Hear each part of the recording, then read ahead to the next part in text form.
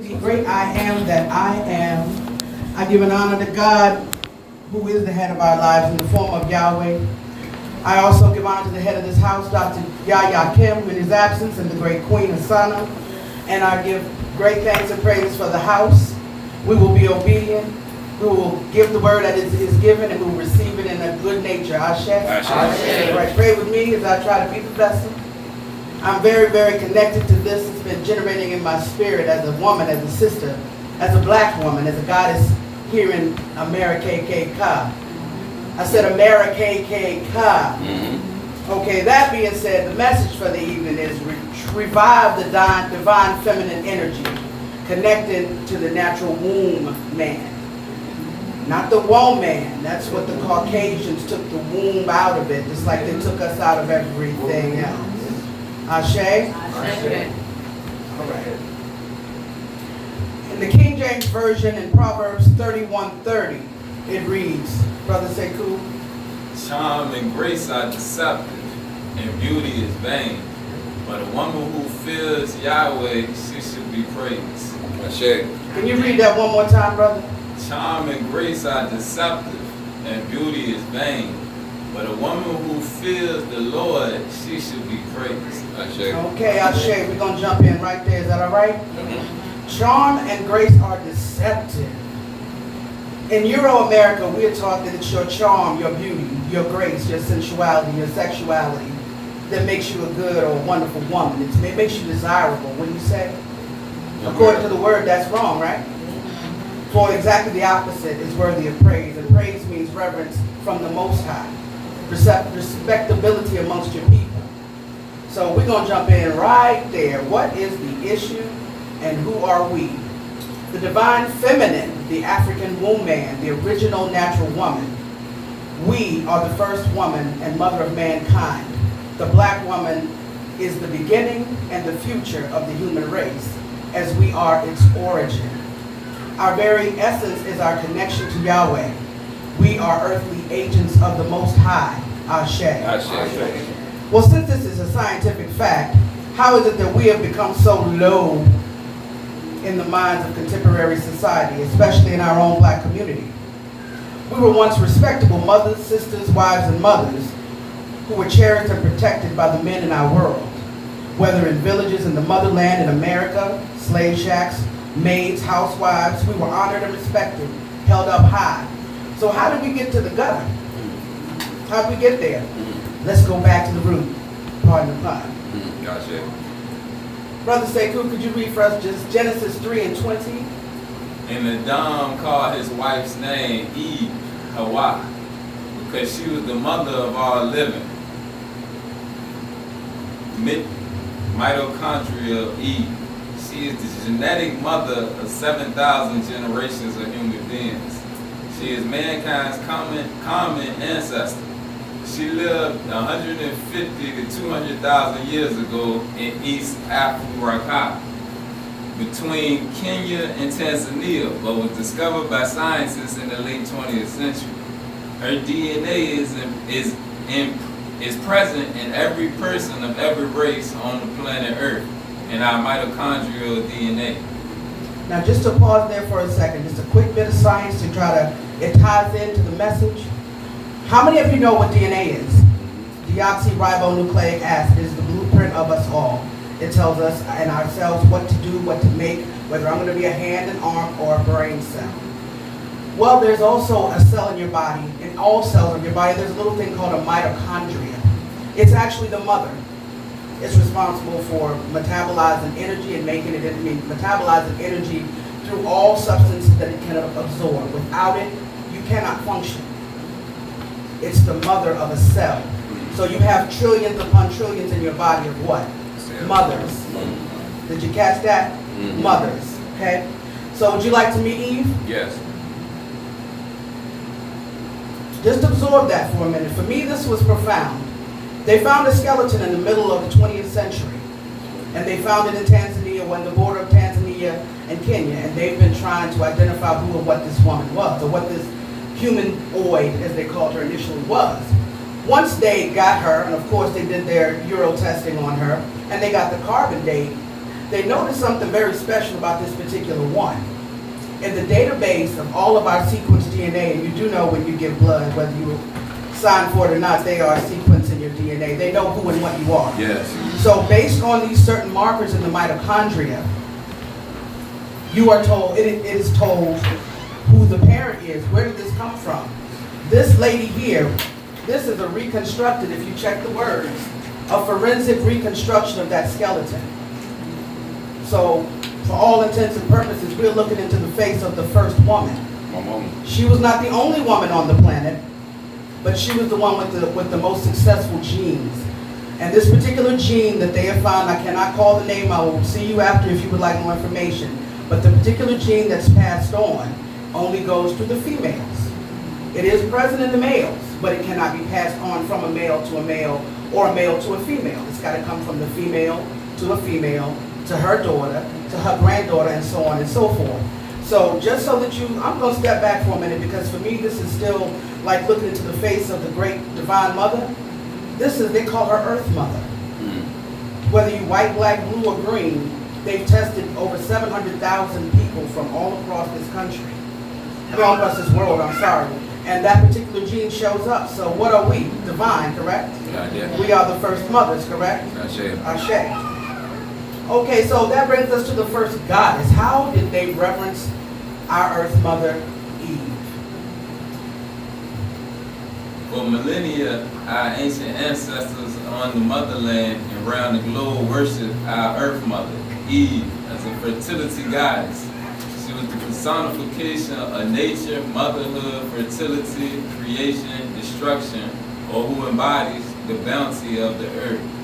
She was always represented as a full-figured woman, large breasts to nurture, a large behind to cushion, ample hips and thighs to carry life, overflowing midriff, evidence of birth, plush arms to cradle and comfort.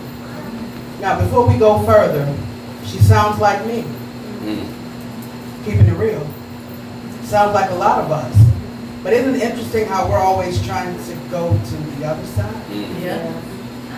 I'm just going to throw a little nugget out to y'all, catch it if you want to.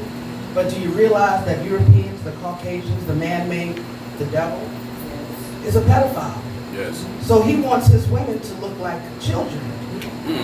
Let's just keep that 100. They're insecure about their phallus, and so their women have to be childlike because that's really the only way that they can procreate, let's say. So just put that in your bonnet or in your cap and marinate on that. So, Ashe? Ashe. Ah, there she is. This would be the one on our right, Venus of Wallendorf. She was found in Central Africa, 22,000 BC. Looks kind of like us, doesn't she? Look at the buckshots, as we call them in the modern era, the naps, the coils, if you call them. In 2400 BC, we had Venus of, I can't pronounce that word, it's French. That's bouge. But they found her in France. She got a big booty, right? Bookmark that. And over here is Venus of Angola. Where is Angola? So what does that make her? 20,000 years ago, they represented us well, I would say. Ashe? Just marinate. Doesn't that look a lot like Venus of Angora? Side tidbit of information. Sarah Bartman, Venus Noir, the Black Venus. The Pilgrims did horrible things with her and to her. So young African Americans and just Africans globally should never display their booties like they do. That's a disrespectful action towards what this lady suffered. So just want you to marinate on that. These people were from South Africa. And when the Pilgrims got there, they found out our booty's wonderful. And that's why they call things of value what? Booty. Just saying. Thanks, praise. Now, the attributes of the divine feminine, they evolved to the Kemetic goddesses. Tefnut conceived Nut with Ra, and then Nut gave birth to Isis. Is that not the way it goes? But then what happened? Caucasian Christians plagiarized the original Kemetic story of Isis and her root into what is now recognized as Mary and Jesus, Yeshua, to be sure. So, do you see the transition? How they've taken the divine feminine, the goddess, out and watered her down slowly, and then they've come to today, and of course, Mary can't be a sister because she's in this picture. But they don't show you that in Europe and in Russia, they're all black. That's right. Mind control, would you say? That's it. The same. Divine feminine energy. You know what? Is there a feminine that would like to read? No disrespect, brother, but the feminine energy is in the room. Okay, I'll be the feminine energy. Yeah. Divine feminine energy is the goddess consciousness. It's the connection to our divine mother, Hawa, Eve, which means the living one, or the source of life in the Semitic tongue. Divine feminine energy is a universal frequency that is the touchstone of our physical and spiritual existence. The goddess consciousness equates to an elevated, ego-diminished, non-judgmental, and non-harming state of being that transcends the human mind and seeks to commune with the Most High God. In a state of awareness that is connected to the wisdom of the heart, to nature and divine laws, and to loving, harmonious, and peaceful life. It is the route to higher self and the healing of the soul. Brother Sekou? Proverbs 4:7. Wisdom is the principal thing. Therefore get wisdom, and with all that getting, get understanding. What does that evolution have to do with black women getting back to righteous? It lays out the history of us, black women, black goddesses over time. We went from being supreme goddesses, reverenced by the peoples of the earth, sacred agents of the Most High, to being sluts, hoes, itches, thoughts, that whole over there. Marinate on that, okay? Baby mamas, drama queens, and a plethora of other low vibrations. I just want to read that again. How did that happen? How did we go from being the sacred beings to being thoughts? And when did we start accepting it? And even more importantly, why? How did we stray so far from the divine feminine energy? Let's get an understanding through our history. You live in America. Land of the free, home of the brave. I don't think so. Our American timeline says that 399 years of slavery, captivity, racism, and white supremacy. We're not free. No. This is not the land for us. So if the masculine energy in the room, please. Genesis 15:13. And he said unto Abram, know of a surety that thy seed should be a stranger in a land that is not theirs, and shall serve them, and they shall afflict them 400 years. There it is right I'm going to say that as a family. Genesis 15:13 reads, and he said unto Abram, know of a surety, that means know for certain, right? Mm-hmm. That thy seed will be in a strange land. Are we from here? No. This is strange to us, right? Okay, we're going to stay there. And they shall serve them, and they shall be afflicted for 400 years. Does that sound like anybody we know? Yeah. Who is that? Me. Us? Okay, let's see. Here's the timeline. This is from the Anthropological Association of America. I also cross-reference it with other records from Africa and from England and from Portugal, who would know best, right? This is the timeline. Just look at that, and I'm going to read the above. That's an observation. It's 399 years in captivity, right? And if numerology serves us correctly, and it usually does, then all those numbers, the 3, the 9, and the 9 equal up to a 21. 2 plus 1 is 3. What is 3 the number of? Resurrection. Marinate on that for a minute. If it's 400 years by the word, and we're in year 399, I would be shouting hallelujah right now. Trying to get up. Look like the devil falling anyway. Yeah. And here's another little tip. I'm going to throw this, catch it if you want to. prayer is an awesome thing, but faith without works is dead. Right.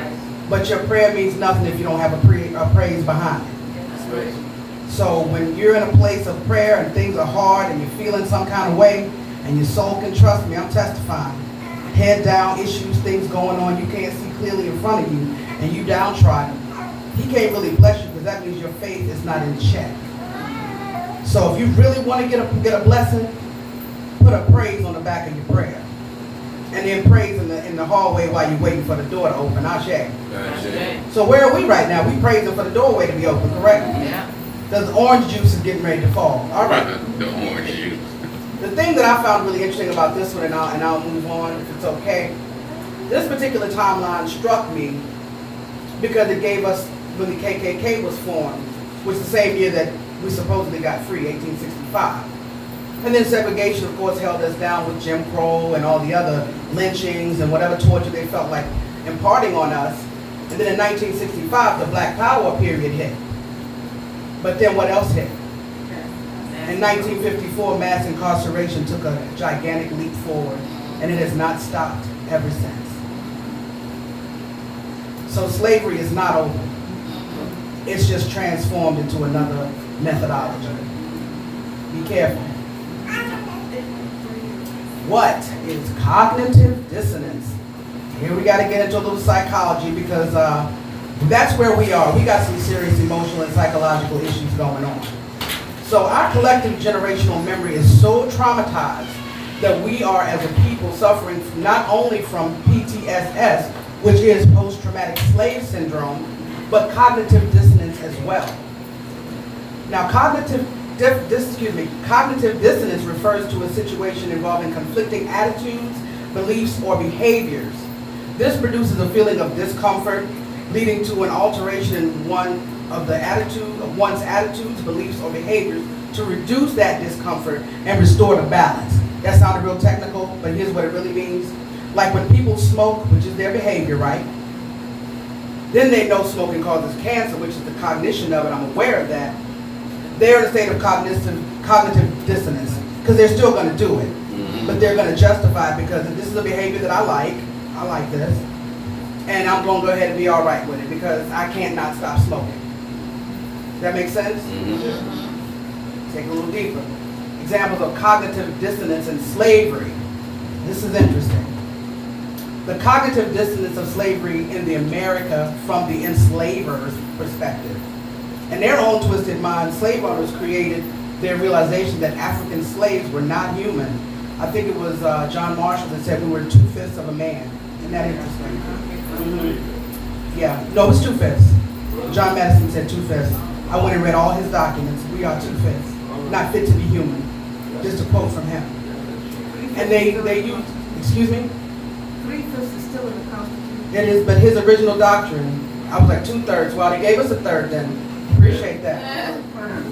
But at any rate, the African slaves were considered not human, and to justify their actions, they reduced the slaves to nothing more than contraband or chattel to carry out their bidding of the slave master. That's cognitive dissonance at its best. Just saying. That sound about right to y'all? Yeah. Now let's see how we handled it as the slave in the situation. Enslaved Africans engaged in a process called dissonance, which is conflict, reduction to their cognition, which is the reasoning, and actions in line with one another, which allowed for lessening of psychological tension and distress. Black people believe that their circumstances forced them to participate in the slavery system because they believed that they were not in a position to change their behavior. They instead asserted beliefs that were consistent with their actions. Does that make sense? That's what we're doing today. We justify our situation by saying we can't do no better. The white man's holding us down. That's cognitive dissonance. Just saying, we're as guilty as the slave masters at this point. So simply put, this is just a coping mechanism, right? Ashe. Hosea 4:6. My people are destroyed for lack of knowledge. Because thou hast rejected knowledge, I will reject thee. How about that? Ashe. So speaking on the conscious community, we have a habit of Everything that we know has to be some kind of document or record. It's got to be African. There's no soul in it anymore. Now we're just mouthpieces for the consciousness. Down for the struggle. Come on. Right. Down for the struggle. Black power. Okay? But do you understand how we got here? And do you know the condition that we're in, and you understand certain things that happen to us. But have you really stopped to think about why we're here? How did we get in this situation? Your knowledge is limited to what you want to know. All that's great about us. And there's a lot of great stuff. But we have a lot of faults in this at this point. We'll see what's going on with that. We are destroyed for the lack of knowledge. Well, Dr. Joy DeGruy is a phenomenal lady. If you get a chance, read her book. Go to YouTube.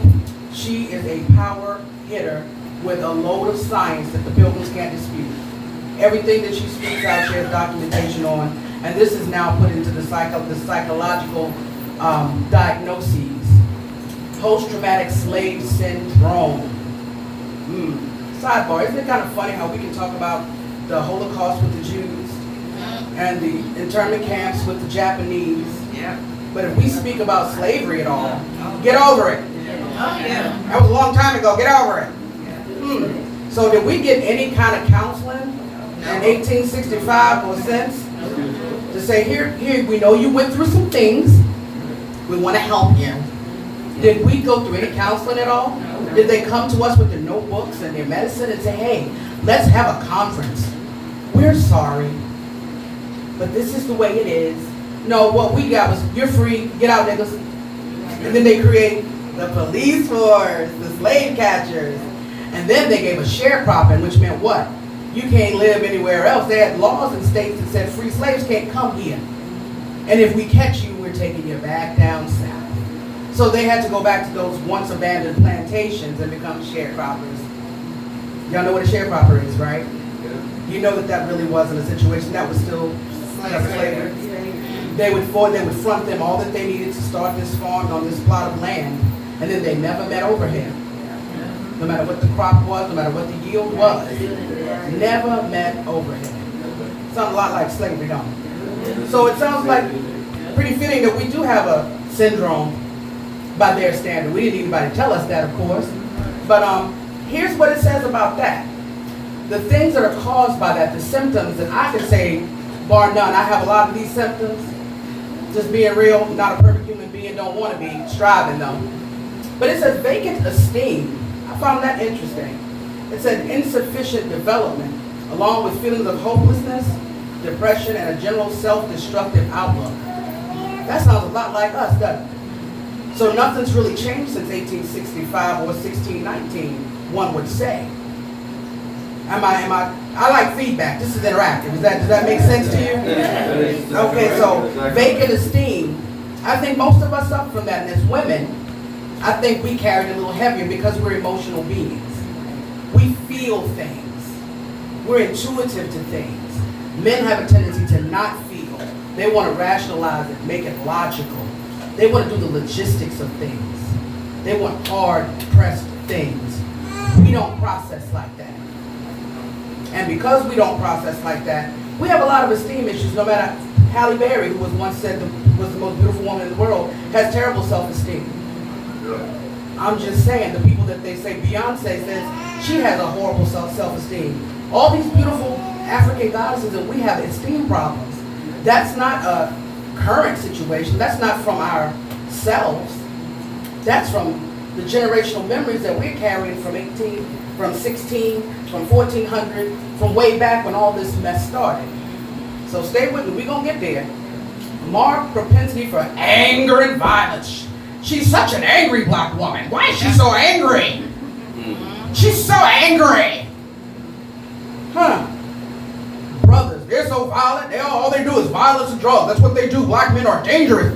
Ooh, clutch your purse, white woman. There's a black man in the elevator. He's gonna rape you. Ain't that what they say? Ain't that how they act? Does it kind of make sense? The extreme feelings of suspicion. They're suspicious of us, but we're suspicious of each other.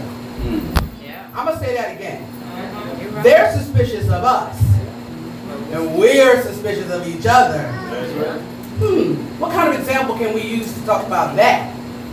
I'm not going to support that black business. That black brother take too long. He costs too much. I ain't going to the black nail salon because they take too long. I want to get in and get out. I'm not going over to that black school. All they do is black stuff. The world ain't black. That's suspicious of people of color, wouldn't you say? I'm not going to that black bank when that's exactly where you should go. I'm not going to that black realtor, which is exactly where you should go. And to put food on that, all these business people that are black need to step up to the plate. They need to perform the services that they say that they're performing and that you're giving your support to. So I'm going to mark that one. We are angry black women. We're angry. You killing our husbands. You're killing our sons. You're stealing our children. I don't get the equity that you get, white woman. I'm not beautiful like you, white woman. I'm just giving you what we think, not individuals in here, but as a collective. We don't see the value in ourselves. And there's the perfect example in post-traumatic slave syndrome. The next topic is racist socialization and internalized racism. I think we can all get on this one. Learned helplessness. I don't feel too helpless, but a lot of my people do, so collectively I'd have to say that would be a true statement, wouldn't you? Okay, then literacy deprivation. We don't have the same resources as a teacher, I'm sure you know. We don't have the same resources in our schools that they have in their zip codes. Would that be right, Sister Yamila? Okay, so that means that our children aren't getting the education that others are getting, correct? Okay, stay there. Distorted self-concept. This ain't gonna never happen. I ain't gonna never be a homeowner. I ain't gonna never get a degree. I ain't gonna never get that job. So I ain't even gonna apply. I ain't gonna take that class because I ain't smart enough to do that.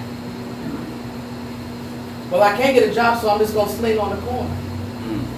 That's what I'm worth, because I can't.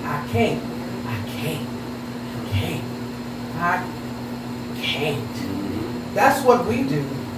So that's the self-concept is warped. The apathy or aversion of the following. The member of one's own identified cultural and ethnic group. I ain't black. I'm mixed. I got Indian in my blood. I got Indian in my blood. My grandma was half Indian. I'm gonna marry this white man so my baby won't be dark skinned. So they make pretty babies. They make pretty babies. I want my baby to have pretty hair. I don't want no dark skinned baby. My mother went through that syndrome. My mother was and my sister Mo back there. My mother was jet blue black. The prettiest thing you have ever seen, but blue as night when she was younger. She was so black, her dark brown eyes were light. But she had, and this is Mom, I love you, I know you watch. My mother had a body that was like, wow. And she struggled. Well, she was the first black majorette at Fayetteville State University, black meaning dark.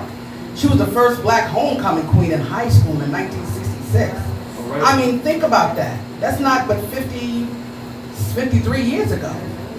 That's a scary situation that we really don't like ourselves enough to deny ourselves. So if you don't know who you are, how are you going to teach the kids? And how are they going to be any different, or their circumstances going to be any better than the ones that we incur right now? Message.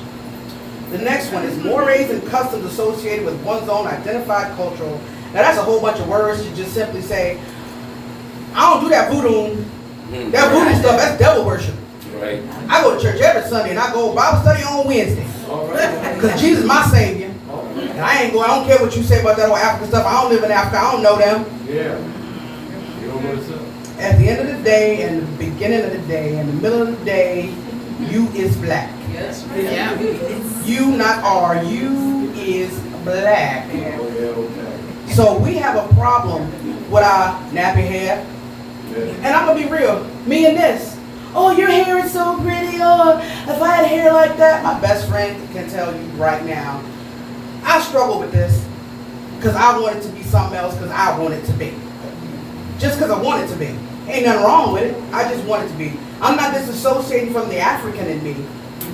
But the whole point is, that's just a minute way that we deal with hating ourselves and try to disassociate with that. We try to disassociate with our most recent past history, which is the slave trade.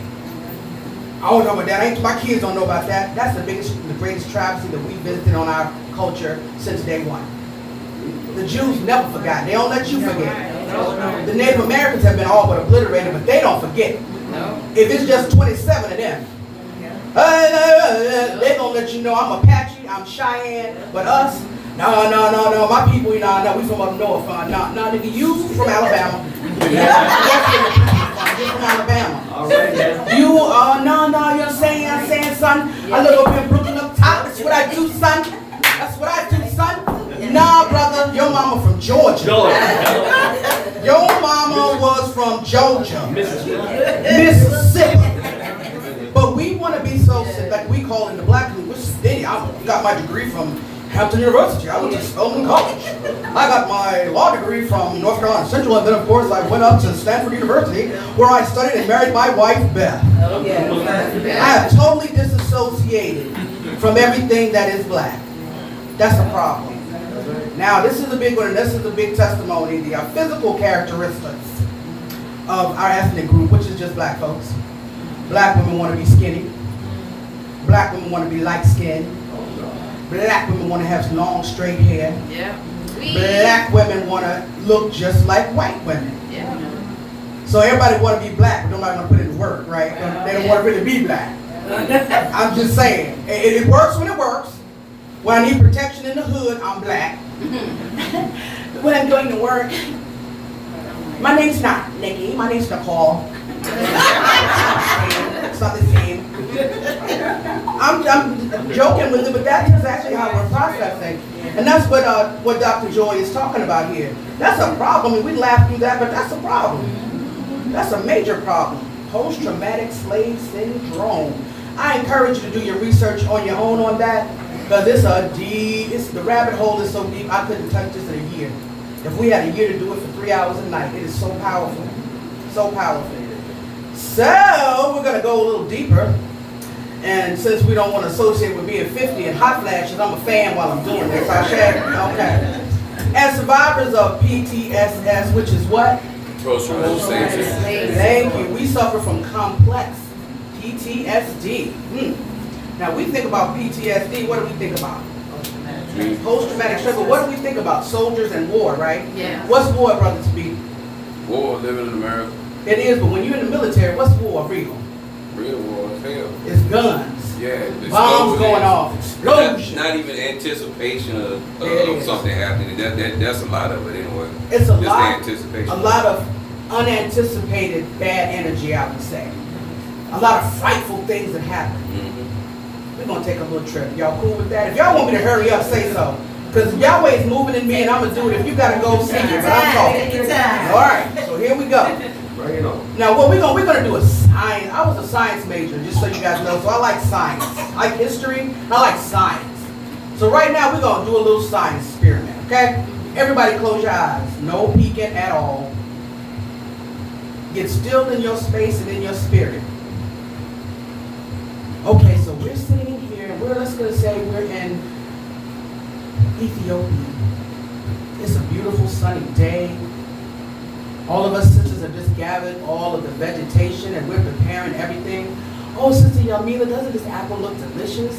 What are we going to make with that? Sister LaDanya, we're going to beat this flour into wheat so we can make bread. What are you going to put in yours? Oh, Sister Ramona, I got some butter that we got from our cow. The brothers got a beautiful harvest. They got an antelope and they got a basket full of fish. We're going to have a white man. Just came in from the shrubs, from the undercut. We're in our peaceful state. The babies are playing, the men are hunting. The men are gathering. We're doing our thing, and then this creature that we've never seen is white. Your eyes are closed. We're there. What's the first thing you think of? Oh! And they're shooting things with fire. Pow! You see your father go down. He's got blood gushing from his chest because he's elderly. He couldn't fight back, and to them he wasn't good enough. You're crying at his side. You see them grab your little sister. And they do things to her that you could not speak or that you wish you could unsee. because you know you're next. Oh, but they got a better thing for you because they're going to put this noose around your neck and they're going to chain you to the girl in front of you and her into the girl in front of her. And they're going to pull you with your hands behind your back, crying and sobbing with your father's blood on your hands, head to the beach, where they got a cage waiting for you. How you feeling? Your heart racing? You think that's traumatic? That's about as traumatic as one could get. While you're on that beach, you see this big floating thing. You don't know what that is. All you know is that there's whips and people are bleeding and crying and women are being taken and the elderly are being disposed of in the most brutal and cruel fashion. Only to be shined up and lined up and walked up the plank. You're on this ship. Be there. Go back to your ancestors. Feel what they felt if you can. You would die. We are not cut with that. They are in the bottom of a ship and it's called tight pack. Do you know what that is? You are shoulder to shoulder. Oh no, that's loose pack. You are on your right side or your left side and they have stacked you as though you are spooning. You have shackles on your feet, shackles on your hands and your neck, and you are shackled to the base of the ship. There is urine, there is feces, there is vomit, there is blood from the ladies, and they are giving you gruel to eat with maggots. And you're afraid, oh Yahweh, oh Allah, why have you forsaken me? Now open your eyes. That wasn't even a quarter of the journey. You think that's traumatic? Is that enough to qualify as post-traumatic? Yes. I'm just saying, that's a brief snippet of what our ancestors endured. That ain't even the first leg of the journey because there's a 13+ week journey on that ship to get here. And then we all know what happened when you made these golden shores. Aha, massa! And then you watched them sell your mama from your daddy and your child from you. That's trauma, wouldn't you say? Yeah. So now that we have a mindset, we haven't even come into America yet, we just got on the shores. So PTSD and complex PTSD symptoms, we long surpassed PTSD. That's deeper than war. That was psychological warfare that they played on us. It caused all kinds of interpersonal disturbances. I can't communicate with you, Sister Nalihi, because they know we speak the same language. They're going to keep us separated. But I need you to keep me sane. To endure this, we can speak in our language quietly. But in our present state, in our present world, we can't do that anymore. We don't want to speak our ways anymore. Then we have negative self-concept, which we've already covered. Because I'm going to be real, we call ourselves niggas. We call ourselves itches with a B. I'm the baddest bee in this place. Am I lying? It's interactive. Am I lying? Don't you hear that all the time? Yeah. Look at that bad bee there. I'm the baddest bee in the game. That's what I do. That's how we talk about ourselves. They call friends hoes. Who does that? Us. Next, affect dysregulation, which I found completely interesting. So I went a little further and did my own research on that particular word. It's an abnormality or an impairment in the regulation of metabolic, physiological, or psychological process. All those words are simply saying that this kind of stress causes manifestations of disease in your body. Diabetes, high blood pressure, even the high cholesterol, heart issues, kidney issues. We are a product of a long line of abuse and trauma. And they say that we're predisposed to have hypertension. That's from generational memories of the stress of remembering how we have to be. Yeah. All right? A sense of threat. Some people say that black people are too paranoid, we're too sensitive. Always afraid that when you see blue lights, you might die. Really? Y'all think that's a problem? When it's but 75% of the time, I'm going to get shot or I'm going to get killed. Right, wrong, or indifferent. In my front yard, on my porch, or in the street. So we have a sense of threat, or we live under a sense of threat. That's traumatic.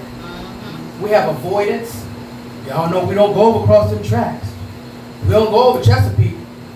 No. We don't go to Chesterfield. Don't go to Chester first. Do not go to Colonial Whites. Don't go there. Don't go to this school. Is that not right?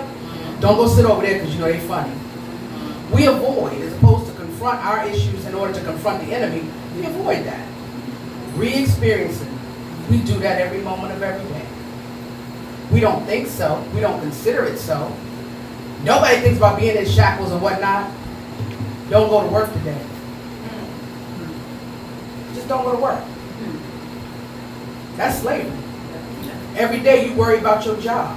Every day, no matter whether you speak it or not, no matter if you, my boss love me, girl, we cool. He let me go whenever he want to. I get this, and that. And you'll be the first one on the chopping block. Just saying, because of that kind of thing, we're in a constant state of re-experiencing. So the term complex PTSD definitely applies to the Africans in the Discord. Yes. Okay? And that was from the European Journal of Psychology, just as a matter of note. Okay, our self-image. Time to dig in, ladies. As black people surviving racism and white supremacy, we carry a really heavy bag. Mothers worry about fathers, husbands, and sons being killed by the pigs in blue. And yes, I did say pigs, oink, oink, in blue. We worry about our children being stolen or molested, sex trafficking, drugs and violence in our communities. And the big kicker is poor civic resources. They still don't have clean water in Flint, Michigan. No. And they still don't have it in Petersburg, Virginia either. Dropping that tidbit. All right? We have a lack of opportunity in most things because you got to be twice as good to get even close to them. Is that right? Is that right, or am I talking to myself? Okay, cool. All right. And also our financial inequities. I was making $55,000 a year. A woman that had no degree and a whole lot less experience was making $75,000, and I did her work. Is that equity? Is that you can buy this house in this neighborhood for $275,000, and then you meet Becky, and they paid $130,000. Yeah. Right next door. I'm just saying. That's not equity. Just saying. We also are under a constant strong arm of the American apartheid. Now, a lot of people don't like the term apartheid when applied to America, but the only difference is we're living in their Euro-civilized world. If we were living in Africa, it would still be apartheid, right? A rose by any other name is what? Still a rose, just the same.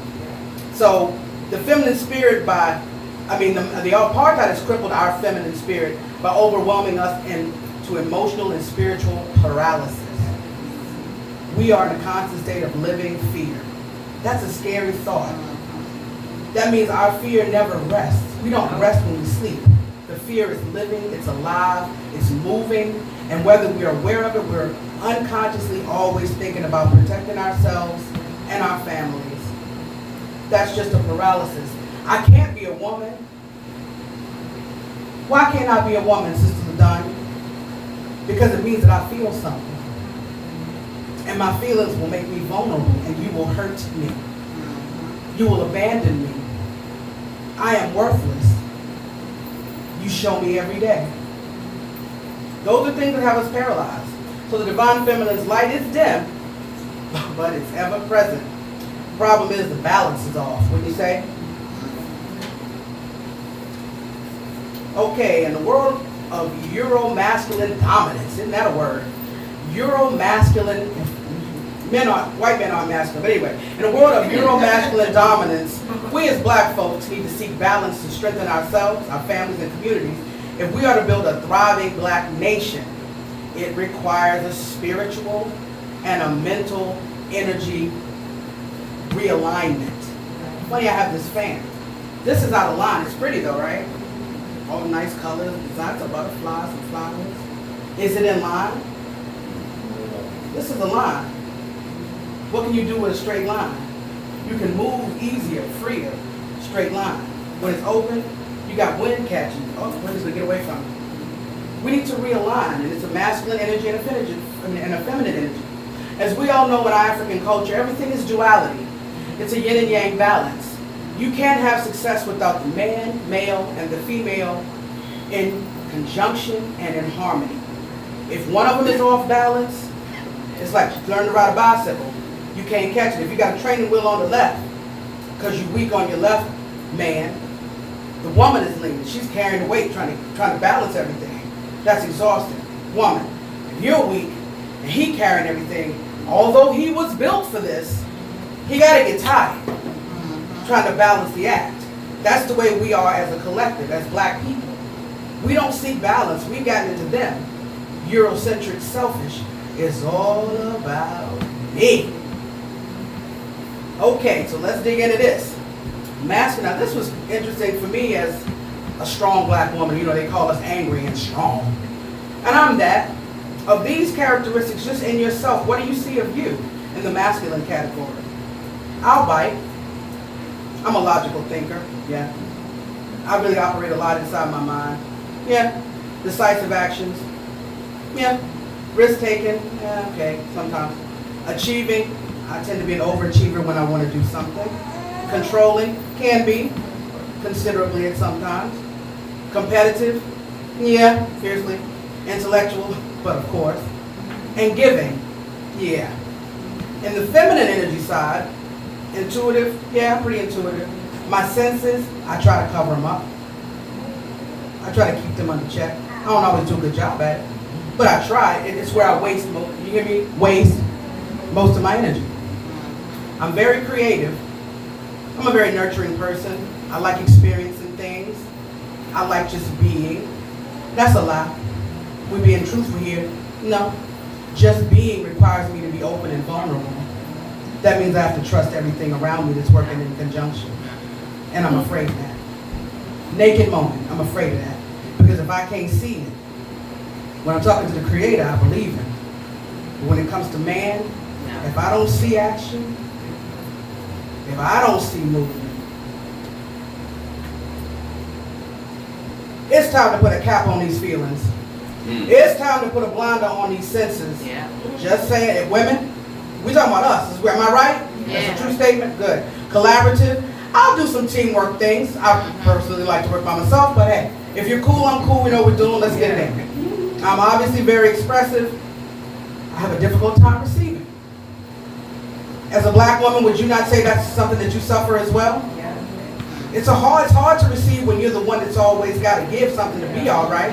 Yeah. So looking at this, sisters, we are off balance. We're doing the man's job. And we're doing our job.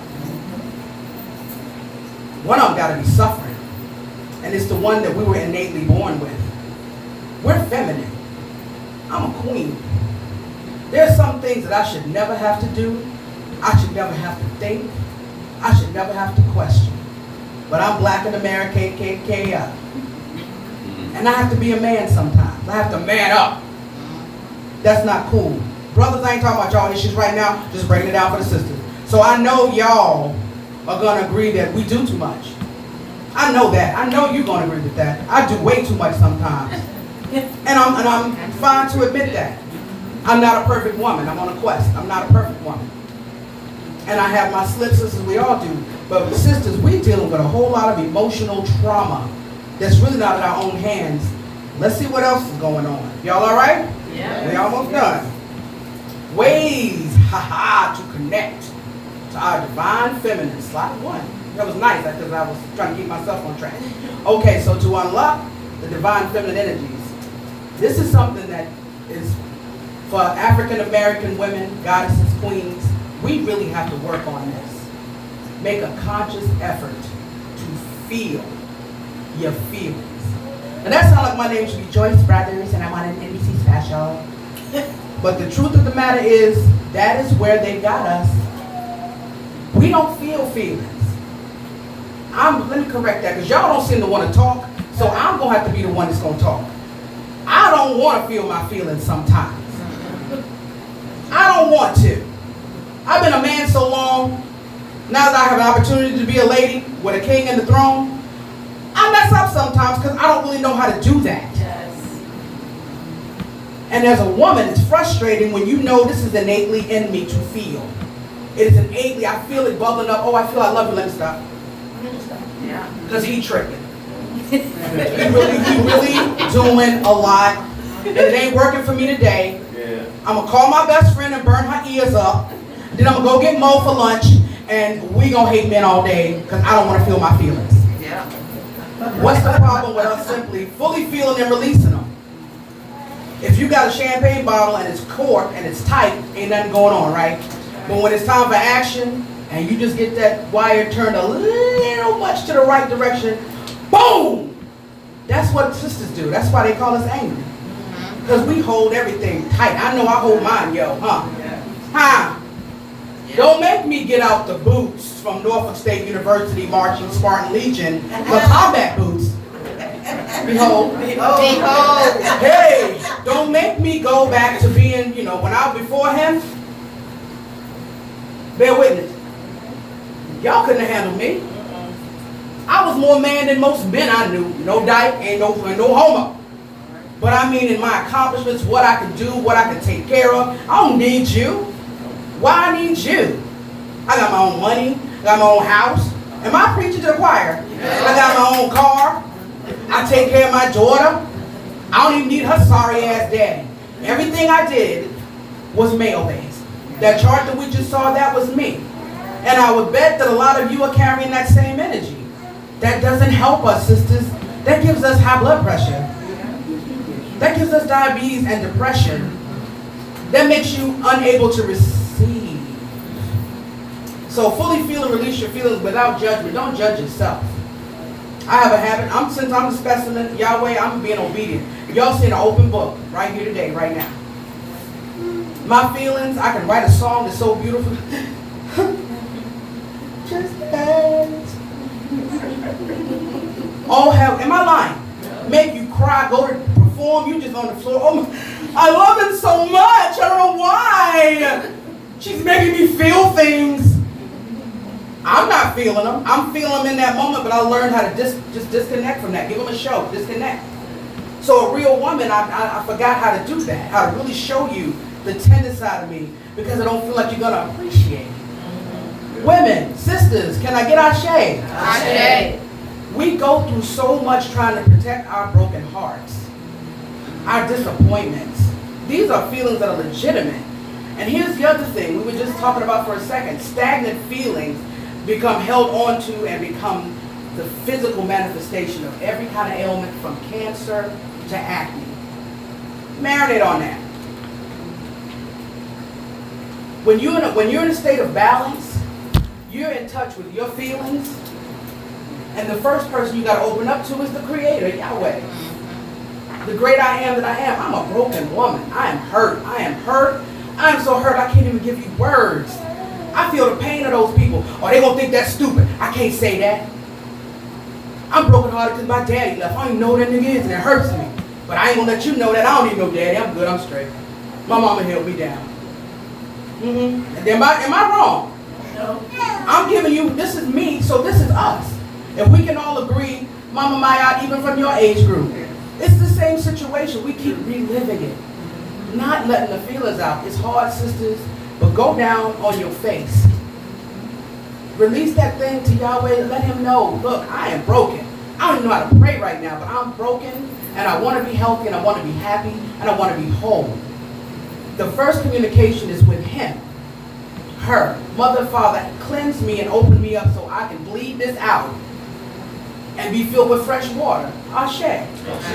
Okay, so moving on, because we could go on that since we had a little party or something. Anyway, honor your intuitive impulses, which means engage and trust your woman's intuition. Okay, so let's just talk quickly on that. We are told that that's some super spooky stuff. It ain't. That's some old school mammy stuff. Hello? Hello? You just think that, girl, that ain't real. Girl, I swear, I know he cheated. No, he ain't. I feel it in my gut. Girl, you just tripping. I feel like something's going to happen today. My boss ain't been acting right. I feel like you're not letting your feelings out. You're not trusting your gut. Maybe I shouldn't take this left down this road in this strange neighborhood. That's your intuition saying, hey, something over there ain't right. Make it right. Yeah. Just saying. Trust your own intuitive nature, which is that divine feminine trait inside of us that may have been damaged, it would have, through the PTSD and other experiences. So just be mindful that Yahweh sent us here as a portion of him and the divine mother, divine feminine. These things are innately in us. And our living situation in America, KKKA, has totally put the blinders on for us. It has put a brick wall in between us and our feelings, us and our ability to take that third eye open. I don't want to see too much. I'm scared to see them angels. I'm scared to see them ghosts. I ain't scared. I'm scared of ghosts. Shut up. Ancestors trying to tell you something stupid. Afraid. Intuition also connects to the other world. It connects you to our ancestors. You want to know something? Ask them. Oh, that's spooky. I ain't gonna do that. That's scary. I mean, a devil come in here and get me. Sit down, Toby. Sit down. Just sit down. All right. I'm sorry. It's just too much. It's a lot. Y'all work. Y'all okay? Say hey, Ashe, clap your hands, do something. All right. Sisters, we still on it. We still all right? All right. Okay. Correct your self-image. Hallelujah. Now, brothers, everybody else, y'all might get mad, but we're gonna have, since this is us in this room, this self-image thing is really the most. I'm speaking to me. I got an issue being recorded, and I'm a performer. I don't like to be recorded, but my hair ain't gonna be right. And what's gonna happen if I don't have no makeup on because I'm sweating? That means I'm going through menopause. And even though I have lost a few pounds, I put on a little waist last time they saw me. I don't want nobody to say nothing there. My self-image really should be, and Yahweh put this in me just this second, when I look in the mirror, I see the glory of Him and the Divine Mother. This garment that I wear, I ain't talking about the white clothes. I'm talking about this garment. Flesh, muscle, bone, arteries, veins, organs, big organ. I should see Him in me. My beauty really has nothing to do with my exterior because beauty's in the eye of the beholder. Is that correct?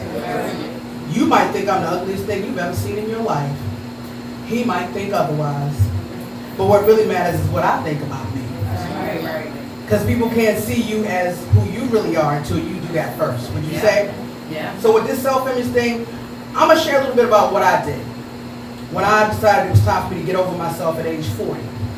I was going through some powerful things and some revelation. 40, you look back and like, oh, that's my life. I'm creeping up to 50, let me get it together. I got naked. This is not sexual or anything like that at all. I was frustrated, I couldn't move forward, I couldn't find myself ready or willing for a relationship. My friends were very close. There's only 2 of them. I ain't let nobody in the circle. Very closed off. My expression was music.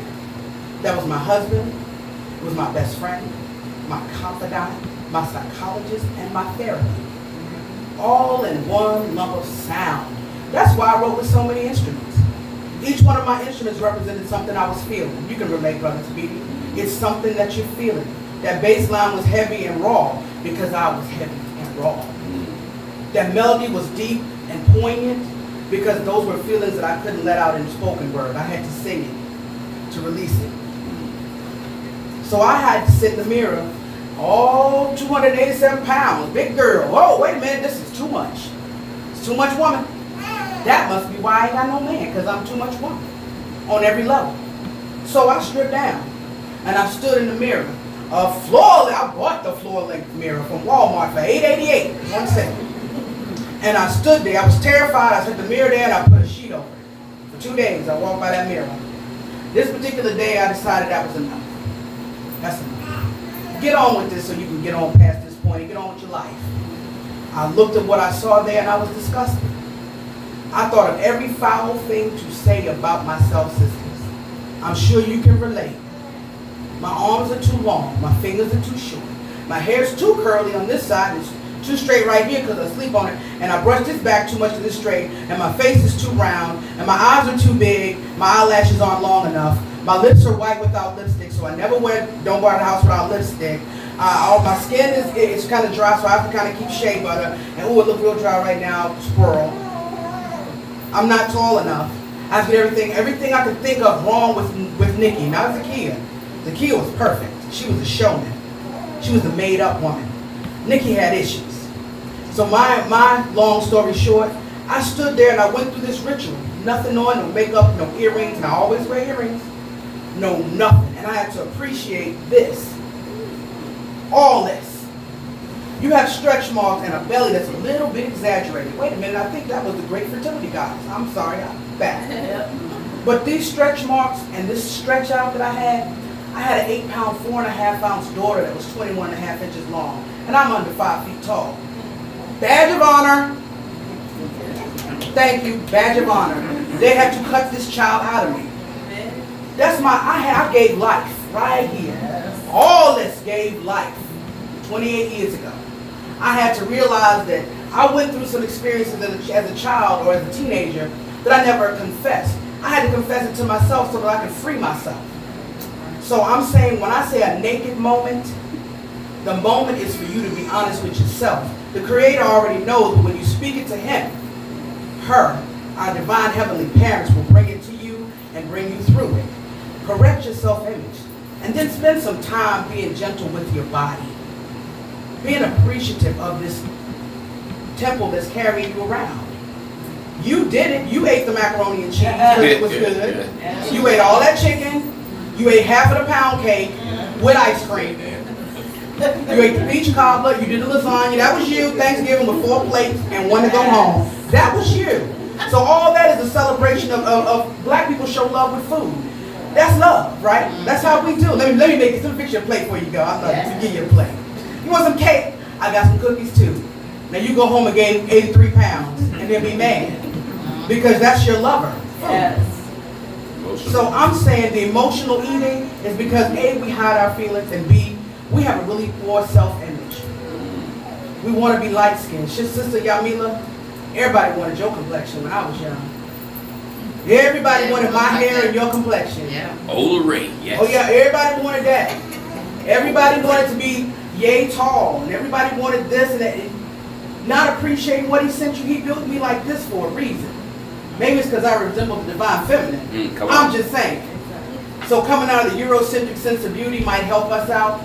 But before we do anything else, sisters, to move forward, we got to correct the self-image. Ashe? Okay, now, this is something I know most of y'all going to trip over. I really don't care. We got to reconnect to nature.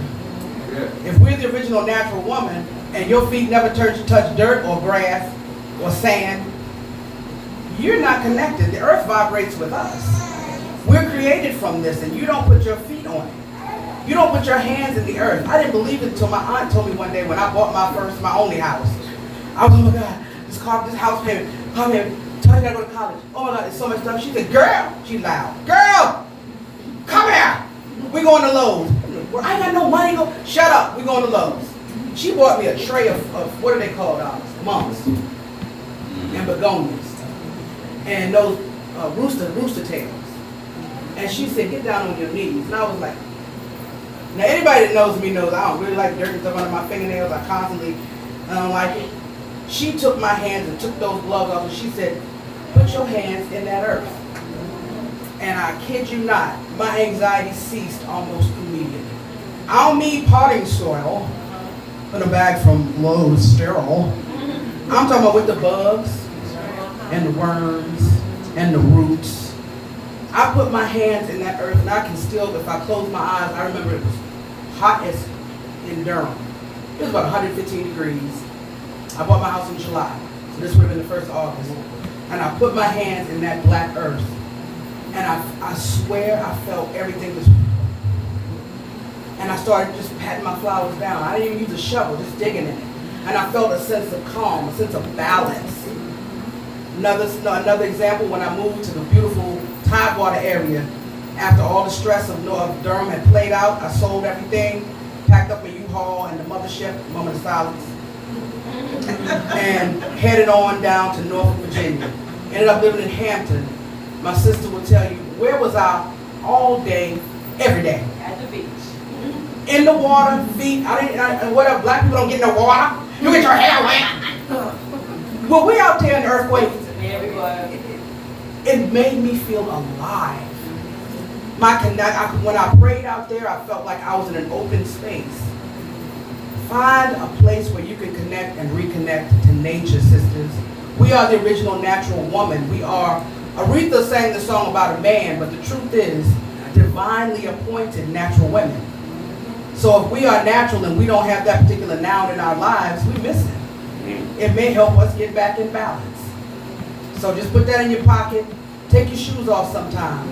Go stand in your yard. Just stand there for 30 seconds.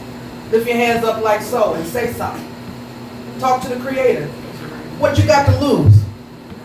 You got everything to gain. We got to get ourselves back together, back to that divine feminine. Okay, I don't know what I did. Here we go. Okay, we're not moving? Okay, no, now we're done. Okay, so with that being said, that's going to close us out. All right. But, thank you. Okay. I'm just saying, sisters, be encouraged. We have got to get it back to balance. We got to get out of our own way. Let your feelings flow. Better out than in. This brother told me once, better out than in. So you got something to say to somebody, say it. You ain't got to be rude or brash or angry. But release yourself back to Yahweh so that he can reconcile us to the divine feminine. Ashe? Ashe. Ashe. Ashe. Once again, brothers and sisters, give it up for our very own Queen Zakia.